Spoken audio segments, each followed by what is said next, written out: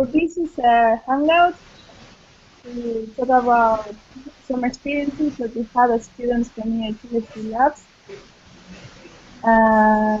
There are people here in this hangout that are applicants to the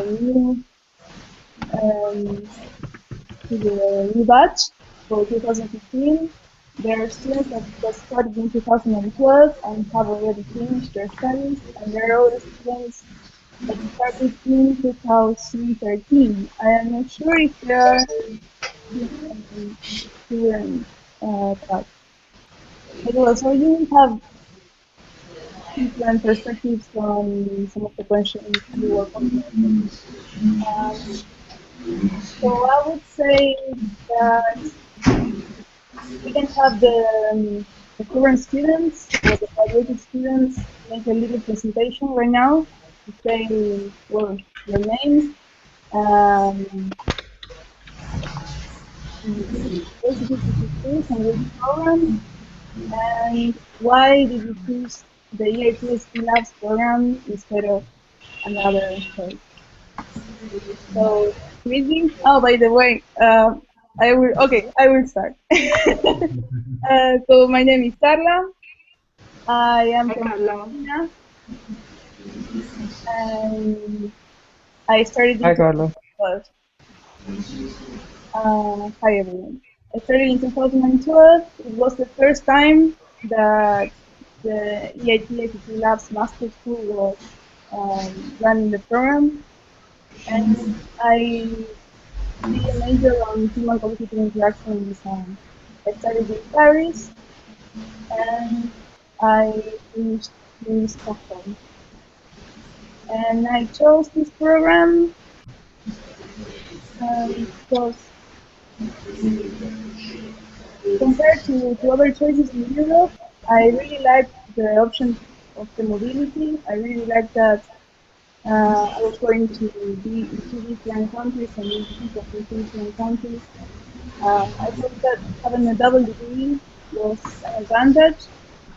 It was fancier on your CV. And also at the time, and still now, I was very interested in having a parallel education in entrepreneurship apart from the technical content. So that was the key for me to choose this program over others that didn't have that entrepreneurship education. So now I invite Prithivi to continue with his presentation. Okay, so hi everyone. Hi, Prithivi. I'm Prithivi. So, Hi, Prithivi. hello. Yeah. So I also started in 2012, and I finished like a few months back. And right now I'm working in a small company called Blue Vision, along with Arjun, who is also in this video chat. So I study the embedded systems program. Yeah. So why did I choose EIT ICT Labs? Well, the reason I chose EIT initially was because they were giving me scholarship. So yeah, so well, my education was paid for by the European Union, and I'm thankful to the European Union. And also, that was the primary reason. The secondary reason was that it offered the IND module, which is about essentially teaches you how do you commercialize the technical knowledge and skill set that you have, and so that's definitely useful if you are interested in startups in general, or if you want to create your own startup. So I was inclined in that direction, so I chose this program. And also the mobility aspect also seems interesting because you can meet different people, experience different cultures, be in two different places, stuff like that. Yeah, so that was nice. So these were mostly the reasons, the bigger reasons why I chose this program. Yeah. And who else? Arjun, you want to speak? Well, not applying for any position as such. Yeah. But yeah, I started along with Prithvi. The only difference is that I studied in Sweden, and then now, I mean, in my second year in Eindhoven. So same specialization as Prithvi, which is embedded systems. Yeah, of course, the main motivation was to yeah, there was scholarship, and it doesn't make sense to spend money for studying. So that's why I'm here. And then, yeah, EIT, I see a lot of new guys here. So, yeah, it has offered a lot, but yeah, lot to learn. Uh, we had so many good friends. There's Carla here. I don't know where Herman is. So basically, what EIT has done is it has created a community among us. So I think I know almost everyone's name in my batch, which was around 90 people. So that's what EIT brings into the table. And yeah, of course, the entrepreneurship modules itself helped us understand how startups work, and we are also kind of in a startup environment now, but I cannot say it's a startup. But it's a good experience. So learning from EIT was helped us to cope up with this kind of an environment. Uh, so you need not vote for me actually. I'm not applying for anything, but yeah, I see most of the guys here are new, and all of them are Indians. Which is, Yeah. except for Carla, of course. You can be an Indian. Yeah. I guess there was one more I Clement. am this close to start catching the Indian accent though. Yeah. Yeah. No, not really. Yeah. Okay. Then we can ask Sunil, who is like finished his first year. Yes, Prithivi. Are you able to hear me? Yes. Yeah. Yeah. I'm just preparing my tea, so Okay. okay. I could not understand that voting for positions. What's going on here? But I thought like okay, it's a platform to help the first year guys or something like that. Like it's And Arjun. We are not campaigning here. We just like we wanted to. This yeah, was no, about the EIT alumni. He was talking about EIT alumni project. okay, okay, no Okay. issues. Okay. But the main motivation for was for that. But okay, I'm sorry, my bad. No, no, I thought like I'm missing something, so I just asked. Anyways, my first year was in, I think you know the program platform for all the first year guys now. Like, we'll be studying into universities. So my first year was in TU Berlin. My major is in embedded system again, and my second year is in KTH now. So, I mean, the major is embedded platforms here. And presently I'm doing my thesis. Started from last year. So I think we'll devote most of our time to the first year guys to for their problems or questions, something like that. Yeah. Yeah. Okay. So So this is kind of a Q&A, is it like?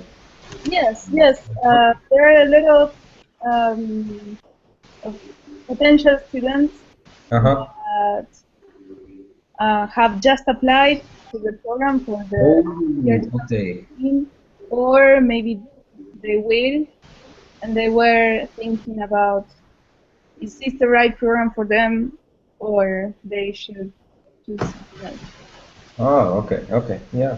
I And mean, so there were a who lot of are questions potential ones who are not, like, only four of us? of the current students or graduating. I think yes, yes. Okay, Yes. okay, yeah. So um, some of the questions were related to the job opportunities after the program. So for the ones that are working now, for example, Prithivi, um, you were talking already a bit about what you're doing now. Maybe you can remind us a bit, and how did you get that opportunity? Okay, well, I think Arjun can start this because I got this opportunity because of Arjun. Okay, then. Yeah, you want to start, Arjun? What was the question? What was the question? How did we get this job? Oh, okay. Yeah, there is basically, I must say that for embedded engineers, there is quite a few opportunities in Europe, especially in Netherlands.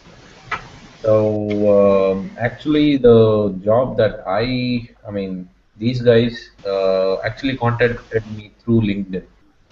So it's the first thing that you would do in Europe would be to set up an account, or if you, I think many of you would have an account on LinkedIn, but make your profile look good and get your profile views higher. That's the strategy. So it's inevitable that sometime, I mean, somebody would contact you. And most of the people here use LinkedIn quite effectively because they don't want to hire a recruitment agency or whatever, right? So yeah, and I'm not sure about the other specializations, but in Netherlands it was not a problem to find a job.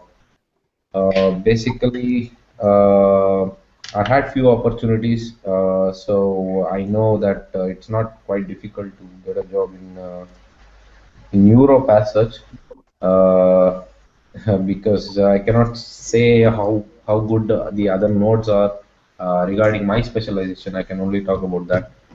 Uh, Okay. but yeah, it's good to have a nice profile, good recommendations. Always get recommendations on LinkedIn. People can see, uh, and whoever you meet, just get in touch with them, connect to them, because you never know how the network works. So uh, that's So, how I think I got the job. But do you want to know something else, something uh, specific? yes, so you found the job through LinkedIn or through LinkedIn? Okay. Yeah, Yeah, so so basically the the guy actually the contacted me employer over. contacted us. Okay. We, Yeah, and also the main thing is whatever you have done, whatever there are tags that you can put on LinkedIn, which is very important, which makes your search, I mean, the recruiter search easier. So Right. they look for example, Bluetooth. We work on Bluetooth, and probably they search for that, and they found us. So it's always good to uh, have intelligent tags so that you will be the first one they get when they search. Right. Was any of your entry or exit university in Netherlands? My exit university was Netherlands. Okay. So is the you're continuing with this job after your master's, is it? Yes. Okay. Okay. So how is do you have any restrictions around work permits or so, specifically anywhere related to countries? So I asked this with regard to that, few of you had mentioned that you should be careful when you choose the entry and exit universities. So I was wondering what are those criterias that you would use for? You know that would be a crime to say which university you should choose. No, no. Uh, it's up to you, but yeah, I was doing the same thing, like you said. So I must be honest. But what I decided is that I knew that Netherlands is good for embedded systems, so I wanted to exit from there. But you see, Prithvi, he exited from Sweden and still is with me working. So that's what the, I mean, if you have a network of people whom you know what they're working on, then you can always get in touch with them to uh, find the right job for you. But yeah, if you are looking for a safe option, I mean, I don't know what specialization you're looking for. You have to basically look for a specialization. I mean, specifically which node is having more research, more job opportunities for that specialization, and then probably you can exit there.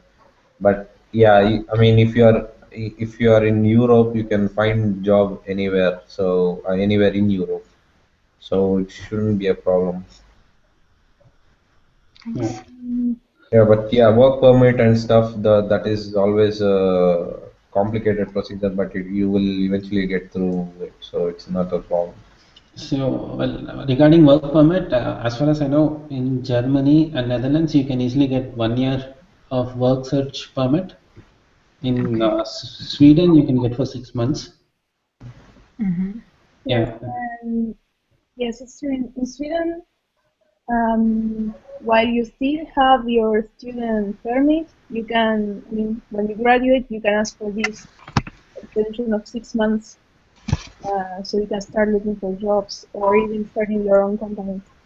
And after that, before your permit is expired, of course, you can get a work permit when you get a job, and that's it. Okay. Okay. And again, regarding jobs,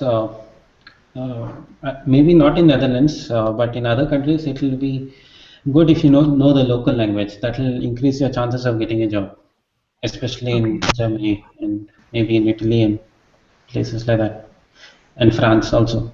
So, Yeah, especially because France and Germany, it's if you notice in Netherlands and Sweden, it won't matter so much, but in France, Germany, it matters a lot. So, I mean, but yeah, there are always exceptions. I mean, you guys are technical guys, so I mean, in many of your job opportunities, you need not have your local language, but still, in when you start applying for a job, you'll see that their criteria would be German speaking or French speaking, these kind of things. So most of your opportunities will go down there. So it's better to know, but Yeah. Well, in Sweden, I am not working in Sweden right now, but for what I understand, there are a lot of companies that have international teams, at least working in some projects. So even if there are Swedes working there, they speak in English. Swedes are, you can consider them bilingual. Um, my boyfriend Herman, that he also did the same program as I did, started a job a couple of weeks ago, and everything is in English. The language was never a problem, and in some of the interviews that he had, um, the whole company was actually international, so speaking Swedish was far from being a requirement.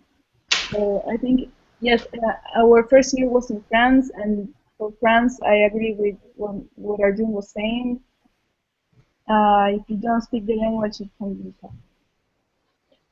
Yeah, hi everyone. I wanted to know that are there any kind of job fairs that are available once you complete your masters? There are. I think it also depends on the university and the city, of course. At least in KTH in Stockholm, there were, for example, master thesis fairs in the beginning of the year, so everybody could go and pick a master thesis topic at a company. And there are from time to time also job fairs organized by the university, where many companies go and you can ask questions and give your CV and stuff. yeah, actually in Netherlands, I have been to quite a few job fairs. So you have some career events going on at the university. You have some career events going on at the high tech campus. I don't. It's the place where all the companies are, and there will be quite some events for job opportunities, like in Amsterdam, in Rotterdam. So you can keep looking for those on internet, and you'll find it. Uh, I mean, basically, you'll get to know somehow from your friends, or so you need not worry about it. right. And one more thing which is different here regarding job fairs is it is like a fair. So there will be companies where you can go and speak with them. It's not like the placement activities which happen in India. Yeah, right, So, right, right. you just go speak with them, see what kind of work they're doing, and they just, if you want to apply, they say this is the link where you can send your application. So they don't take the application in the fair itself. So you have to go back and then apply. So job fair is more to see which companies are doing what, but you need not go to a job fair to apply, and you just do the application by searching back at home. I would like to add something else about Stockholm. Besides job fairs, there are also a lot of meetups. Just meetups from the website meetup.com about technical topics or startups. And sometimes the meetups are organized by companies, and usually they say if they are looking for someone for their team or for their company. So, for example, in the case of my boyfriend, one of the interviews that he got was from a contact that he met at a meetup. So that's also another resource, especially if you like working in startups or small companies. Yeah, thanks everyone. Yeah, hello everyone. I would like to know if anyone is continuing their education towards PhD after completing the program. Carla? No, I am not doing a PhD yet, but I intend to. But I know many of our classmates that are doing PhDs now. Yeah, is there any kind of problem because the technical ECTS credits which we will get is like 90, and in the rest of the programs from university you will get 120 credits, all are technical subjects related. So is there any problem while if we want to go for PhD? I haven't heard of that. Actually, it's the first time that I hear about the differentiation between technical credits and non-technical credits. Yeah, actually that's not a problem, but in US, if you compare, in US they do have a program called Terminal Masters Program. Means after that master's program you cannot go for PhD. You compulsorily have to join an industry or you have to start something of your own venture. They You know, cannot enter a PhD program.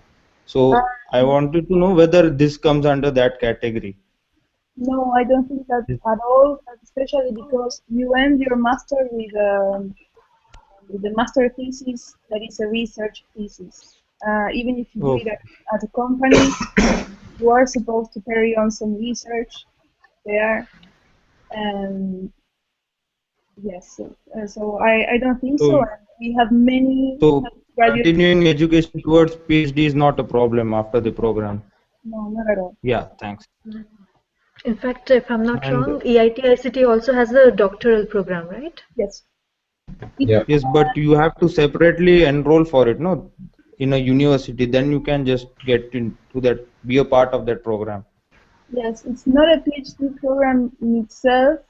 It's like a supplement to a regular PhD. Correct. Yes. So again, a PhD program is like an agreement between you and a professor. So if you convince a professor that you are good, you get a PhD position. Yeah, as Carla said, I think they mainly depends on your thesis.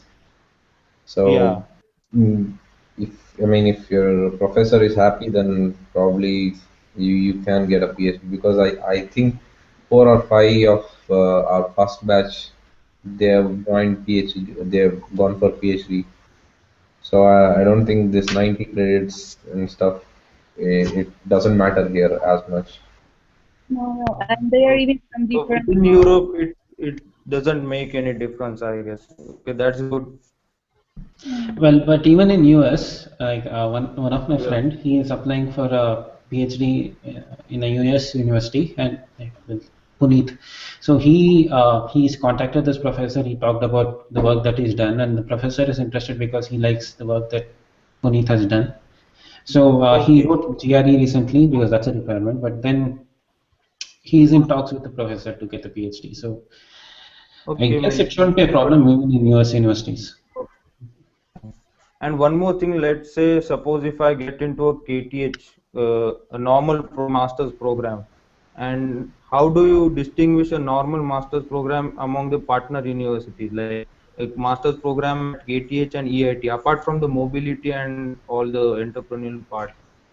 If you want to choose, like let's say in your case, like if you are from Netherlands, like TU Delft, if you get a TU Delft MS program for 2 years, and if you have to make a choice between EIT and TU Delft, then how do you choose it? Uh, okay. I mean, basically, in 901, actually, it doesn't matter so much because you can take any number of courses you want and Okay. learn whatever you want, right? So in Sweden, actually, you have to pay, so there might be a problem there. But yeah, apart from the normal master's program, I mean, it sounds boring, right? Normal master's program. Yeah. You're there for 2 years. You basically see the same faces, and you don't get to move.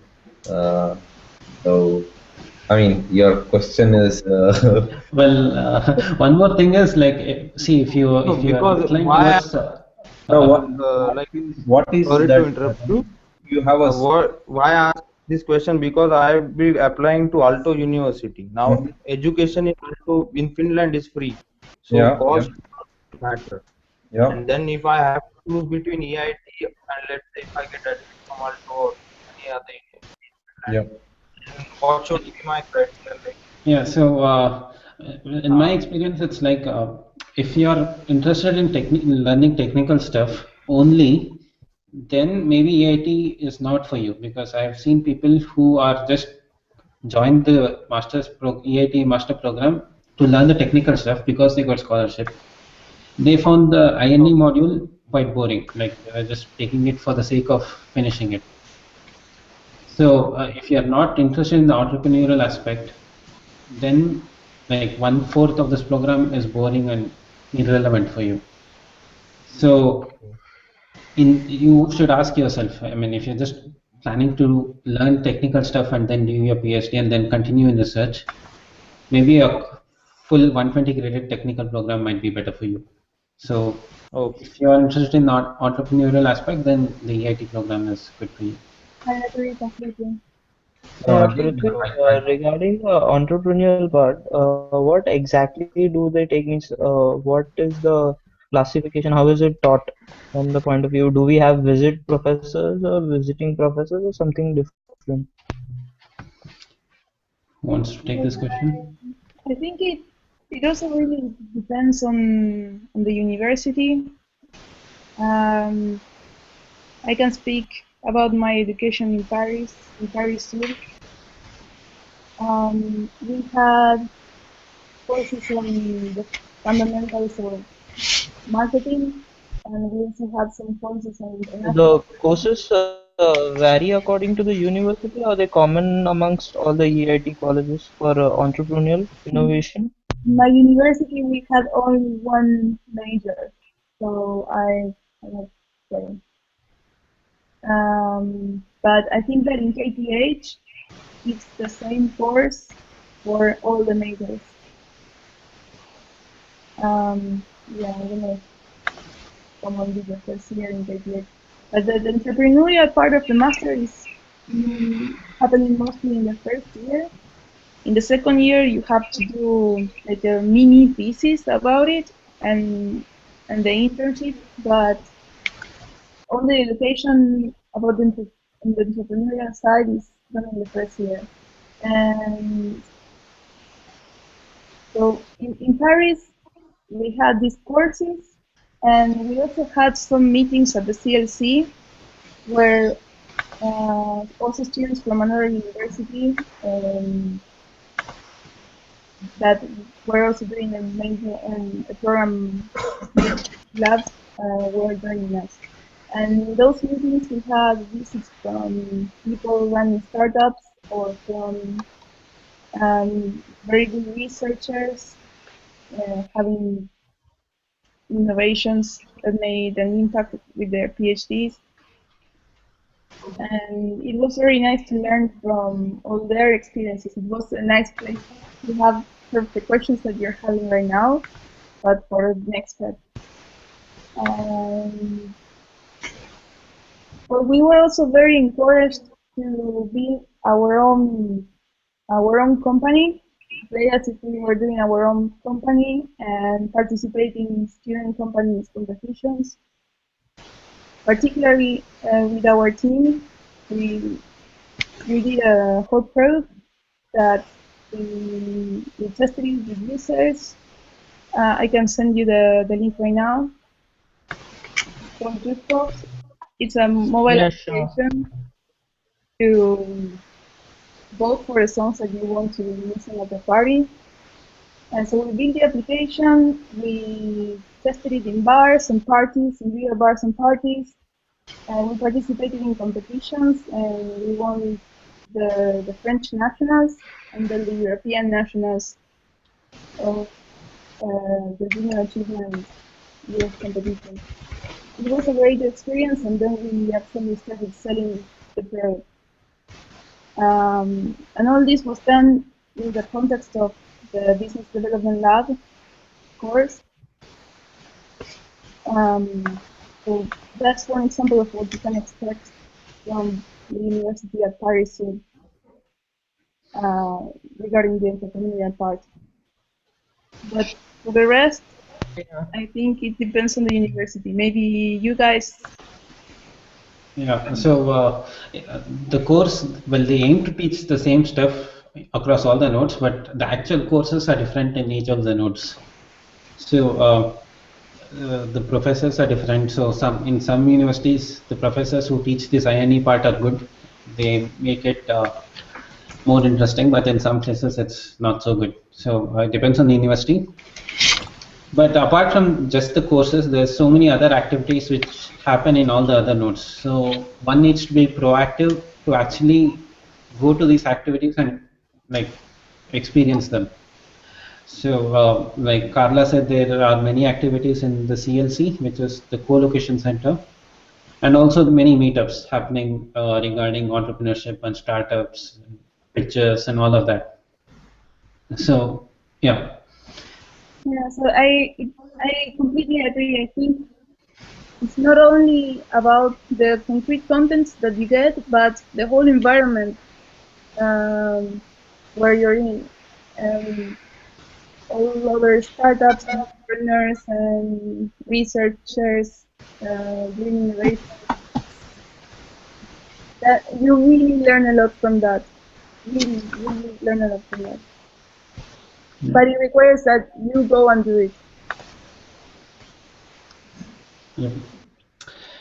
So what other questions were left? Hi all. Hello, can you hear me? Yes. Does EIT ICT act as an incubator in any part of the program when you want to start a company? Yes, they do. Okay. They do. Yeah. Can you be more specific about it, Arjun? Okay. Actually, I know in my exit university, actually there were a couple of companies, like not couple, a few of companies. Startups, actually, they started with EIT ICT Labs. Okay. And now invest in them. The EIT ICT Labs invest in them, and they're good now. So their main idea is to be an incubator as well, along with giving the technical education and entrepreneurial stuff. Correct. So you can see that many startups, many business developers, many when you go to events, you find that many business developers will be there, venture. So you can meet them. You can actually ask them. I mean, you can basically build your network, and if you are interested in build, I mean, in starting up something, then definitely EIT Labs will go all the way to help you find the right people to get connected. Yeah. So essentially, you Great. get an office space, mentors, and maybe if you're good, maybe little funding too. Great. Great. Thanks. And yes, in Stockholm, um, at least the EIT ICT Labs didn't act as an official incubator. But it's true that in the CLC there are business developers willing to help you, so it's just a matter of ask. And you can just hang out on the CLC when it's free and sort of use it as your own office. And the EIT ICT Labs has partnerships with other student incubators. In KTH there is a student incubator. Okay. And it's just a matter of having the contact and you go and talk to them, and it's okay. Okay. Great. Thanks. You're welcome. How frequently do you travel? Yeah, with all these events that you have, the orientation, summer school, and the meetups that you were mentioning. I traveled a lot. Yep. So at You know, I visited like 5 to 6 places in Europe just because of EIT ICT yes, Lab. definitely. Yeah, and also we were pampered a little because we were the very first batch, and we were like 90 people, the whole of all the courses. So we had like free travel, free hotel, and all the events and all of that. So it was good for us. Yeah. So it's not like that now, is it? No free travel and so? You, No, they are gonna give you for 10 years. yeah. Wait, so you, I mean, it's included in the fee that you pay or in the scholarship that you get. The basic, Okay. the basic mobility that you have to do, like the kickoff event at the beginning of the master school. There is like a 3 days event where you get to meet everybody else that is starting with you of every major. And There is winter school. No, there is a graduation ceremony. There are some events that, like, for example, all the kicks come together. Like, again, EIT ICT Labs is not, it's an umbrella organization. So there are different lines of studying. So there is, energy, I don't know what the other kicks names are exactly, but ICT is one among them. So sometimes there are events when all these streams come together. So there is some events when that happens, and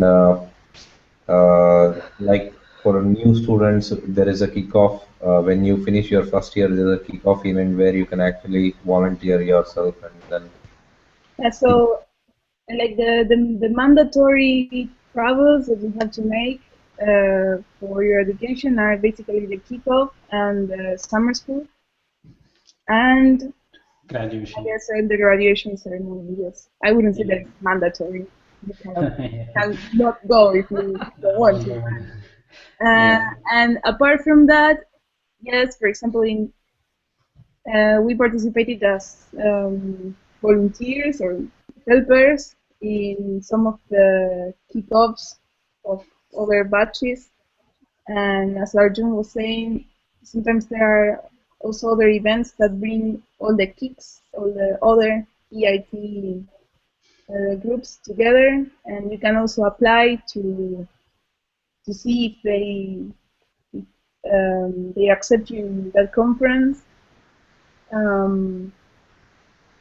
But well, I mean, those things um, are not part of the official program. It also requires that you are proactive and pay attention to when the opportunity comes and go and try to get it. But I mean, if you get the chance to get into all these events, you can get to travel a lot. a lot. And it's very fun.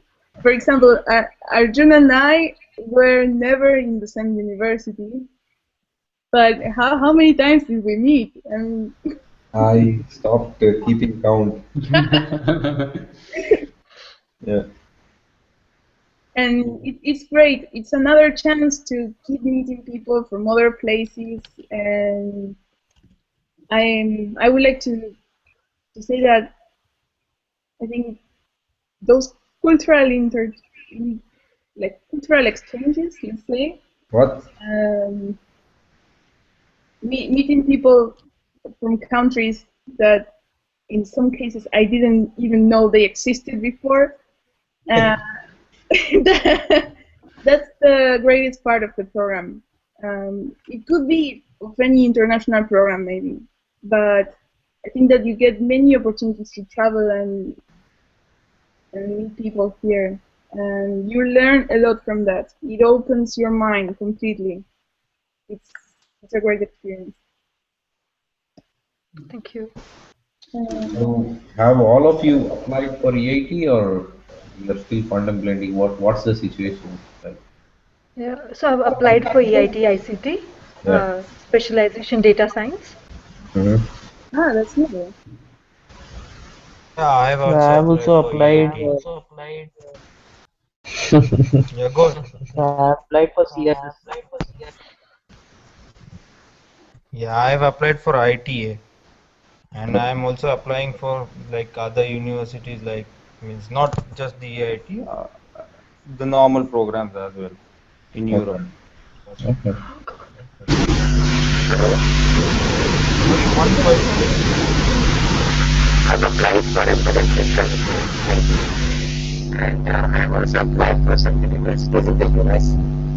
So that's what if I don't get a scholarship at the EIT and then I have to choose between US and Europe, how do I compare these two countries?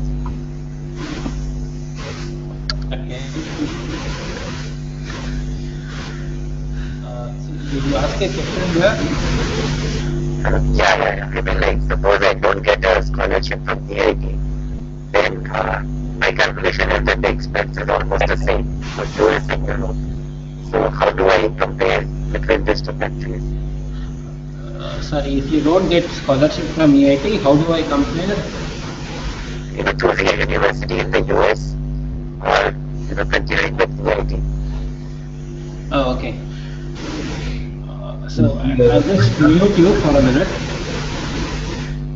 Yeah, sure. Okay. Yeah. So you sounded like Darth Vader. You have a fantastic knowledge. Okay. Yeah. So. Could you repeat the? I think what he asked is if one does not get scholarship in EIT ICT, how can you compare EIT ICT program with any master program in the US? Yeah. Okay. Fine. So I have a lot of people, a lot of friends who are studying in the US. The program is the master programs. The quality of the programs are good. You get to learn a lot there also. I guess education is the level of education is same both in the US and Europe. What they teach and what you can learn. I think the job market is slightly better in the US. That's what I've heard compared to Europe. But if you're proactive, you can get a job here too, and pretty good job too. But the good thing about Europe is because you're from India, you can understand this, that Europe is like India, like this. Each and every state in India is like a country here. So the amount of exposure and the amount of cultural diversity that you can see here is quite amazing. Like the soft skills that you learn in Europe, I think are really good as compared to in the US, because like everyone speaks English and you just go there and you find your fellow Indians and then you just feel comfortable there and you don't even go out of that small space, small group that you make in US. But in Europe, you have to get uncomfortable. You have to meet new people. that way you learn how other people think, how other people even like cook, how other people party, and so these are things which you learn, which is quite satisfying. Like apart from all the just the technical stuff which you learn in school. So that way, Considering the number, considering the number of Indians that we have in this call, I'm just kind of yeah. Yeah. I guess apart from Carla, everybody else is Indian. Yes, yes. Come on. How can you judge the time? Yeah. I'm actually from Australia. You're actually from? Australia. Australia, okay. Yeah, but from Australia.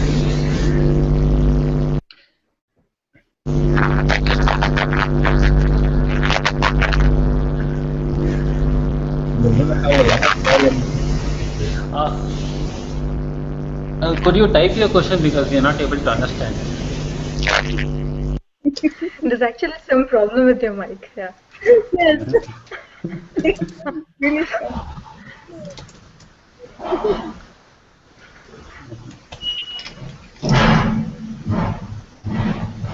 Okay. Any more questions? I think Nitesh is typing. Typing, is it? Meanwhile, I had a question. The classes that you attend, are these EIT ICT specific class, anything exclusive for this, or do you attend classes along with other students? Yeah, all technical courses we attend with the regular master's program. So you will not find any difference with the technical courses. The only thing you would be doing different is the entrepreneurial aspect. So I would look at it as you are doing something more. Right. Yeah, but like for example, I did my first year in Netherlands, and entrepreneurial courses there, I attended with the students attending the business or the management courses in Netherlands. So you have different classmates in your entrepreneurial courses. Oh, okay. So yeah, it might depend on university also. So yes, in my university in Paris, we had a few courses that were new, so they were like tailored for us. And the marketing courses were only for us as well. But maybe it also happens that in France there are very few courses in English. So I think that they had to put together some courses that were especially for us in English, and the French students didn't want to join. But we also shared some courses in English with French students. Okay. So I think Nitesh sent his question. I think the question might be if you switch from one university to the other university, you can't get the credits did not transfer, and that's why it became hectic. Well, that I don't think that is possible because the rules state that you have to get 60 credits at least in your first university and then 60 credits at least in your second university. That's how it is structured. So if you are not able to finish 60 credits in your first university, you should have at least 45 to go to the next year.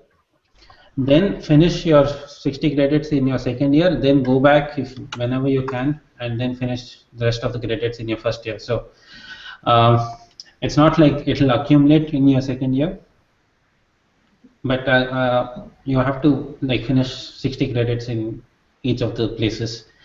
And like some universities are more hectic than others because like some universities the same amount of work might get you 7.5 credits, and some other universities it might just get you 5 or 3 credits. So yeah. Okay.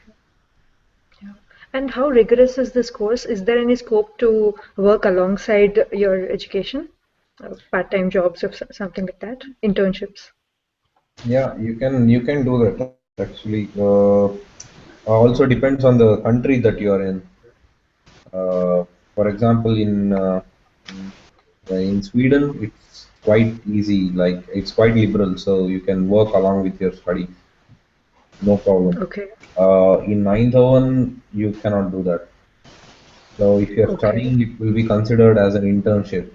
So, but your internship needs to be approved by your professor, or you have restriction on the number of hours that you can work. Okay. So, I mean, you would eventually decide that it doesn't make sense to work. So you can see in different countries there are different rules. In Germany, yes, you Right. can work part time. So you can actually, I mean, it's country specific. Yeah, Okay. and it Let's say depends more on which about country, because in Netherlands the courses are so, if the schedule is so hectic, I don't think you'll have time to Yeah. work. Yeah, the same But here. I think I yeah, can say more about Berlin if someone needs. In Berlin, you hello. yeah, Hi. Yep. In Berlin, it's I mean, in particularly in Germany, like we are allowed to work for 20 hours per week, not more than that during the coursework. And I mean, off break the semester, you are allowed to work more than that. It's not a problem. But I'm with the overall year, one financial year, it should not exceed more than 120 days. So these are the visa rules for non-Europeans, basically. But there is also restriction on how much that you can get paid also if you are on scholarship. So there are quite a few Okay. things that you have to see. But yeah, you can Okay. work. You can work. I mean, if you want part-time jobs that is not technical, then it will be quite difficult, I would say, because they most of them need local language. Right. So if you are into, yeah, you should find something technical and then see how it works for you. Yeah. Okay. mm. And any other questions? Can any one of you point out the most active nodal centers? What? The most active Nodal center. Okay. A bunch Uh, of them are still Most active what? Nodes like nodes. CLC or something. Well, Stockholm is pretty active, and because the CLC is very close to where you study most of your classes, and it's within the city, so it's easy to travel also. So Stockholm is quite active. Eindhoven is active too. The people both in Stockholm and Eindhoven nodes are very helpful, very caring also about the students. And the issue with Eindhoven, it's a little far away from this university. It's like 5 kilometers from the university. So not many students travel there and make use of the CLC, but if you do, it is very good there also. I've heard in Germany it's not that active. It's not that Yeah, it was encouraged. at least in our year it was not that active, but actually now You I you could should see make in it number active. some of the That's what postings. I would say. You should make it active Yep. Yeah. because you have to go there. You have to study there. There is what they expect from you. Mhm. So they would provide all the resources you need, workspace, whatever you want. But you should go there and you should be proactive. Hmm. I guess I've heard London is not active and maybe they're not encouraging the CLC there, maybe. No, Uh, I heard that it opened just a few months ago, and for now, at least, it's mostly for administrative stuff. And, yeah. So, Fair yeah. enough. I think we have heard a lot about Sweden, Netherlands, and France. Is there anyone who can throw some light on Italy or uh, Uh, to Finland? maybe not today, but Uh, could organize something another time with students from Alto or yeah, from other universities. like, did you have any specific questions so that maybe we could ask them or? So there's similar questions, but if somebody could give a brief on the scenario in their countries. Okay. A brief note on FB also should be good enough, I guess, for the benefit of all. Yes. Okay. Yeah. And Nitesh, I think you asked job for embedded systems in the three starting places, right? Yes, okay. Yes. Yeah, well, I think Arjun talked about Netherlands and how the opportunity is for embedded system students in Netherlands.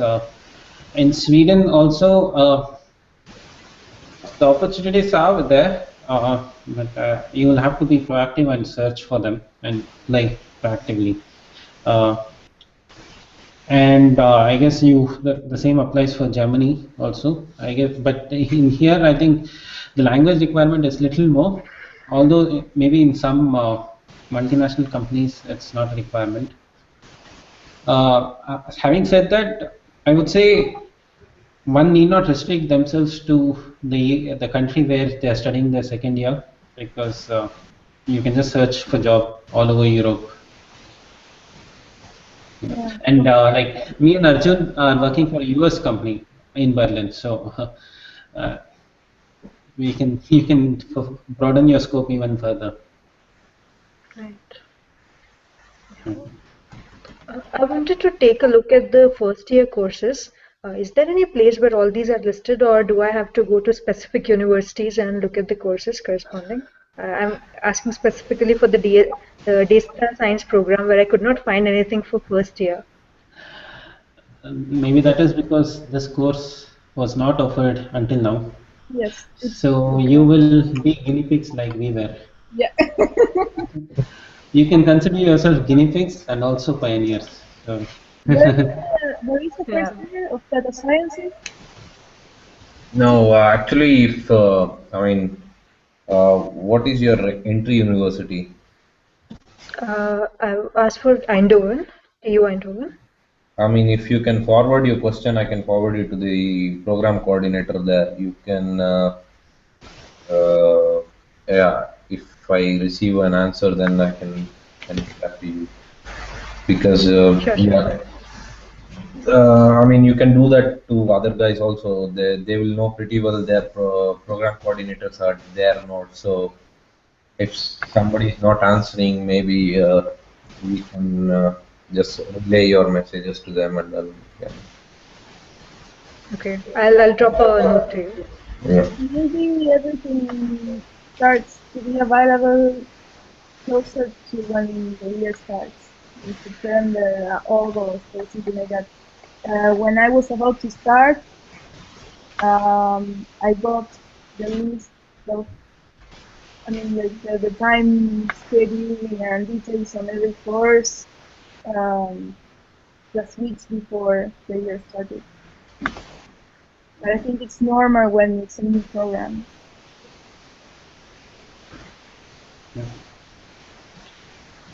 yeah, just like ask your question and like with your email ID in the Facebook group, and we could ask the program coordinator in Eindhoven and reply back in Facebook so that everyone can access it. Sure. Yeah. So I guess we've answered a lot of questions. Anything else now? There was an interesting question that I still don't know if I can answer it. Have any of you found a disadvantage of having chosen EIT ICT Labs instead of the regular master program?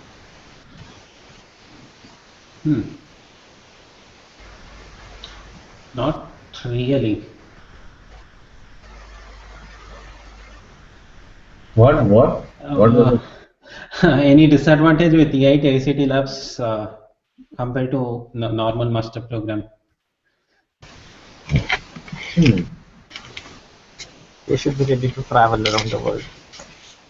Yeah, I mean, we never had that problem. Yeah, yeah, that could be a disadvantage if you don't like moving so much. But But I think that, I mean, there are just differences between this program and others, and it's very subjective if you see it as an advantage or a disadvantage. Yes, I agree with you. I like it. That's what I don't know. Yeah. Why you use it. True. Yeah. Yeah. How is the reputation of the program outside? You guys should tell us. I think You are the outside. We are the inside, right? Yeah, so yeah, it's true. Yeah, maybe for us it's a bit hard to tell. I think this is pretty new too. I don't know if in the industry there is a reputation on graduate students from EIT ICT Labs research. Yeah. What I do notice is that this whole traveling thing and having a double degree and entrepreneurial education, that brings value. No, listen, like the universities that are under EIT ICT Labs, they are very reputed. So you will not find literally any difference between the normal courses and your courses. So, okay. I mean, the reputation is the university you studied at, and you have a degree from the university that you have studied, right? So, Yeah. I mean, if you need not think about the reputation that EIT ICT might bring, because you're still 2 or 3 years old. So the reputation will only build further. But you have universities that are reputed, you studied there, you have degrees there. What else do you need, right? So yeah, well, at least the people in the industry, when I spoke with them saying I'm from EIT ICT Labs, they'll ask what is that, because I like mine was the first branch. But like if you tell you're from KTH or TO Eindhoven, then they know what that is. But again, like I guess I'm just speculating. If 5 years down the line, if you say you're from EIT ICT Labs, or if I say I was in the very first batch of EIT ICT Labs, then there'll be some value to that. I hope. Right. Yeah. It's a bit up to us, actually. What? Yes, it's up to us how we shape EIT ICT Labs. Yeah. Okay. So I think we can tell a bit about a lot of things. Do you think of anything else, or we can consider this wrap?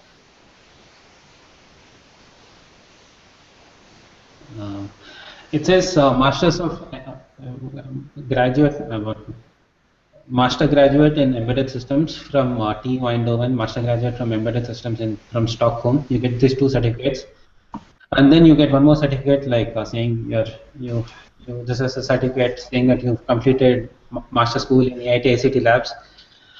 If you have these 2 certificates from these 2 universities, I guess Arjun can show you a live picture of the certificate now. See, this is what you That get. would be cool. Oh, Here. sorry.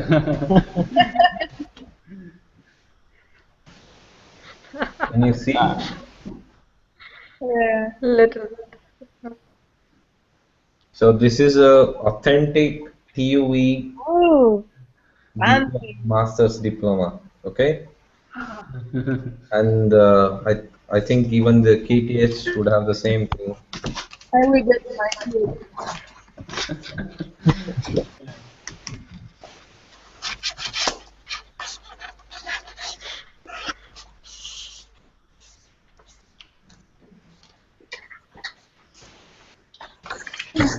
But what I've noticed is what it says on the certificate doesn't matter. Like what people who are offering you a job would want is that you have some piece of paper saying that you finished your masters, so that they can say that we are hiring a master, so that we have to pay this much or something like that. Yeah.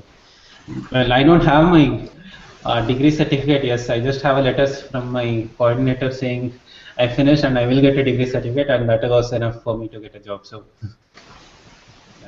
So you're officially done with your classes and you've started working, is it?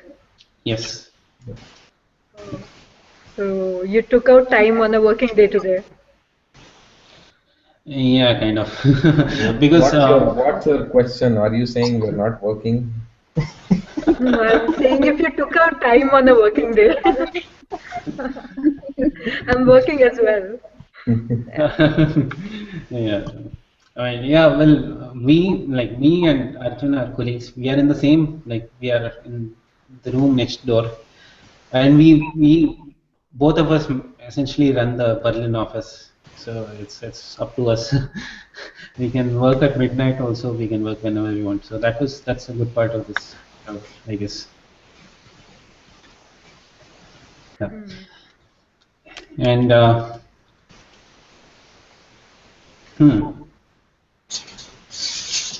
Oh, yeah, but I think in Europe. I think that also depends on the country, like Europe. For example, Sweden is a socialist country, so I think there is,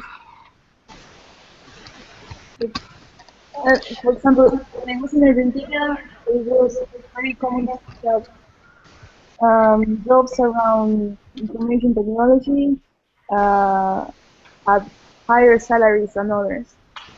But here in Sweden, I think they are more even with everything else. Maybe you can get right after you graduate, get something for maybe from 2,500 euros to maybe 1,000 more. But probably in other countries it's a bit more. I'm not sure. yeah. So I would say around 2,000 euros after tax might be possible. Well, this is like after you pay all your insurance and tax and all of that. Tax is quite high in Europe, Yeah. but when you pay tax, you get a lot of benefits too. Like your medical care is taken care of. You are insured for unemployment and all of that. So what I said was before tax. So, yeah. yeah, so yeah, like tax is high in Europe, but it has its benefits too.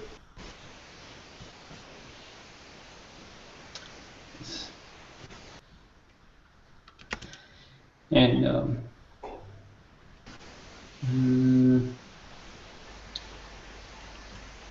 anything else, Carla? No, I think Actually, 11 there, so probably some of them have slept. That's all. So the first round of results would be out somewhere the second week of March, tentatively. Yeah, no idea. No idea. I guess. I think the site says something in the first week of March. Then I don't know, trust them. I don't know. Yeah, that is why I asked the question. Yeah. No idea. No idea. And besides, we are from the first batch, and for example, in my case, the application was a bit ad hoc and pretty late, so I don't have experience with the current process. Okay. What is the strength of each batch? It is increasing. Actually, the first year was 90, then it was 190, then 250. Now they are going above 300, I think. 300 in 1 year. Yes, all the streams together. 300, 350, something like that. Okay. Yeah. Do you have any questions for us? How did you find out about this? I think I found about EIT ICT on Quora. I use Quora a lot. I was looking for some master's program, and then somebody commented about, the EIT ICT program and how good it is. Okay, And can I you send the started link research. to that? Quora.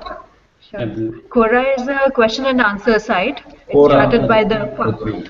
It's like a Stack Overflow, the but link to where you read about this. sure. scholarships increase at the same rate. I don't know. They increased the second year, but then I don't know if I think it didn't keep increasing. This is the question. Uh-huh. Yeah, so someone answered about the HCI program at KTH being really good. Yeah, the one she is from HCA, right? Wait, I don't see that. Carla. Oh, probably not this one. Some question similar to this. Okay.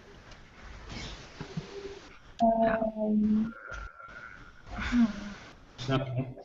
I got it from a website called Study in Europe. I was searching for all the universities in Europe, and that's when I found the courses for ICT. I was actually applying in Germany, so I found it over there. Also, how many of you have already decided that you have to go for EIT ICT? Already decided. It depends if we get a. It depends if we get in, then we should first I've applied qualify to for it, and then we should get an acceptance, and only. Yeah. Yeah, I've applied to a couple of other. I'm basically interested in machine learning and data mining, but then I really like this European program specifically because I love traveling and get to meet so many people of different cultures. So I'm kind of inclined towards this. So yeah, let's see. Yeah. This would be useful. Yeah, that's true. So, and then what do you think about this Hangout session? Any feedback to us? I think we are lucky. I guess we are outnumbered. The number of applicants are less and the number of people giving advice are more. Of course, you guys are pretty lucky because we didn't have any people like this to ask because we were the first batch. So we just blindly applied, hoping we didn't make any wrong choice. But it turned out well. Well, a great initiative. Thank you all for taking out time. In fact, I must say I've spent so much time researching about EIT ICT. I think I watched a video of Prithivi as well.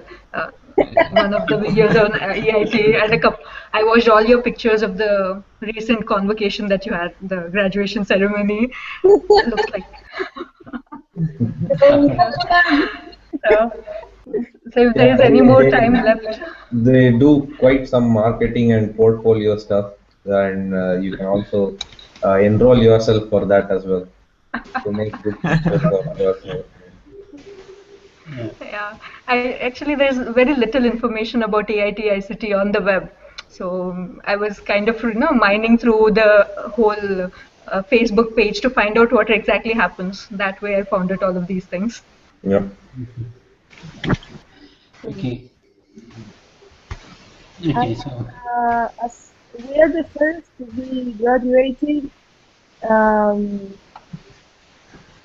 it's going to be a bit up to us to start sharing more information about our experience and even showing a bit of what happened after graduating. And there is a new alumni foundation that has been founded last year, but there hasn't been a lot of activity yet. Of course, there were no alumni. But I hope that in the next years it's going to start showing more information about this whole thing. Okay. So yeah, this we wanted to do this because we are applying for the EIT alumni positions, and we thought we'll start working even before we have been appointed. That's why I got confused at the start. So now I kind of connect when you asked what is this position. I've not applied for anything. So I was all the while I was wondering what position was he referring to. Now I kind of understand. Yeah. There will be elections for this alumni, for the board Okay. running the alumni organization next week. Yeah. And I hope Good. if all of you won't mind if we use some of this video as for our campaign. Just choose the nice bit. Yes, we won't choose the Darth Vader part. Yeah. Or the ones where we are asking crazy questions. Yeah. Okay, sure. Yeah. All the best for your positions. Thank you, thank you. So we sign off here. Thanks a lot. Yeah, sure. Yeah. Thanks. Thanks, Arjun. Thanks, Carla. Thanks, Guys, Prithivi.